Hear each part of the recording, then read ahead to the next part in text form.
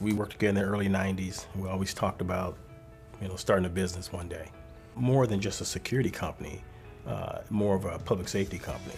We thought about solutions to problems that we saw other people do.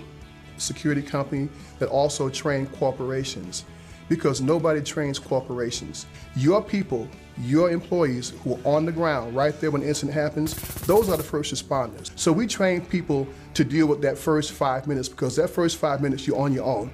A lot of people that join the chamber, they'll say, well, I want to join the chamber so the chamber can make me successful.